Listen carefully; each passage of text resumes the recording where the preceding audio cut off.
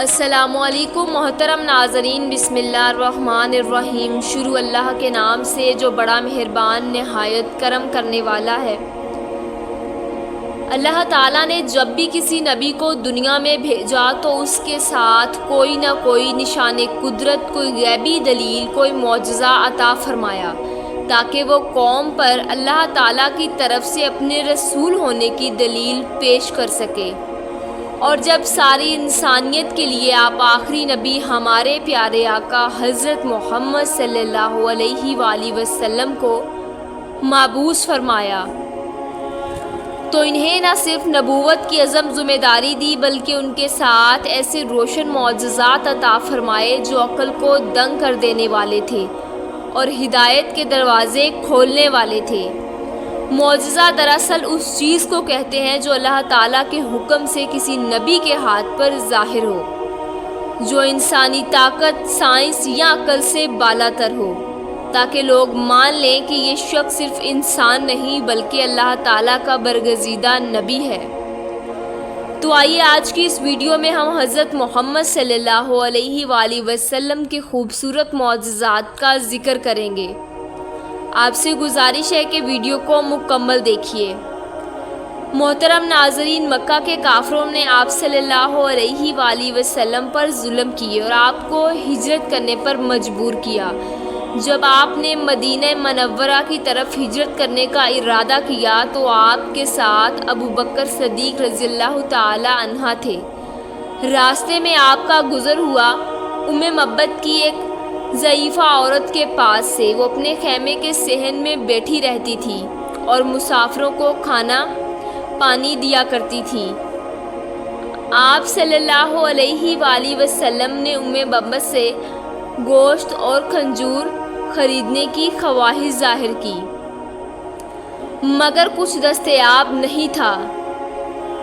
رسول اللہ صلی اللہ علیہ وآلہ وسلم کی نظر جب ام مبت کے خیمے پر پڑی تو انہوں نے ایک بکری دیکھی جو دوسری بکریوں کے ساتھ جنگل نہیں گئی تھی کیونکہ وہ بہت لاچار اور کمزور تھی۔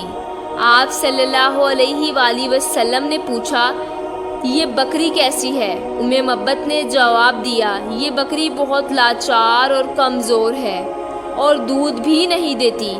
آپ صلی اللہ علیہ وآلہ وسلم نے فرمایا، کیا مجھے اس بکری کا دودھ دوہنے کی اجازت ہے؟ ام مبت نے کہا، میرے ماں باپ آپ پر قربان ہوں، اگر اس میں دودھ ہو تو ضرور دوہ لیں۔ یعنی یہ اتنی کمزور اور بیمار ہے، اس میں دودھ کہاں سے آئے گا؟ رسول اللہ صلی اللہ علیہ وآلہ وسلم نے بسم اللہ پڑھ کر بکری کے تھن پر ہاتھ رکھا، اچانک تھن دودھ سے بھر گئے۔ آپ صلی اللہ علیہ وآلہ وسلم نے دودھ دوہا شروع کیا اور ایک بڑا برتن دودھ سے بھر گیا جس میں 8-10 افراد کو پلایا جا سکتا تھا۔ سب سے پہلے آپ صلی اللہ علیہ وآلہ وسلم نے ام مبت کو دودھ پلایا یہاں تک کہ وہ سیراب ہو گئی۔ پھر آپ صلی اللہ علیہ وآلہ وسلم نے اپنے ساتھیوں کو پلایا اور آخر میں خود پیا۔ بعد میں آپ صلی اللہ علیہ وآلہ وسلم نے دوبارہ دودھ دوہا اور برتن بھر گیا۔ پھر آپ صلی اللہ علیہ وآلہ وسلم نے وہ برتن ام مبت کو وہ برتن تحفے میں دیا اور ان سے بیعت کر کے روانہ ہوئے۔ شام کو جب ام مبت کے شوہر ابو مبت جنگل سے بکریاں چرا کر واپس آئے تو انہوں نے دیکھا کہ ایک بڑا برتن دودھ سے بھرا پڑا ہے۔ وہ حیران ہو کر پوچھنے لگے، ام مبت، یہ دودھ کہاں سے آیا؟ اس بکری میں تو دودھ کا نام و نشان نہیں تھا۔ ام مبت نے کہا، آج یہاں ایک مبارک مرد گزرا ہے، خدا کی قسم یہ سب اس کی برکت ہے، اور انہوں نے پورا واقعہ بیان کیا۔ ابو مبت نے کہا، میں سمجھ گیا، واللہ یہ وہی قریشی آدمی ہے جن کے میں نے مکہ میں چرچے سنے ہیں، میں بھی ضرور ان کی خدمت میں ظاہر ہوں گا۔ روایتوں میں آتا ہے کہ وہ دونوں ام مبت اور ان کا شوہر دونوں مسلمان ہو گئے۔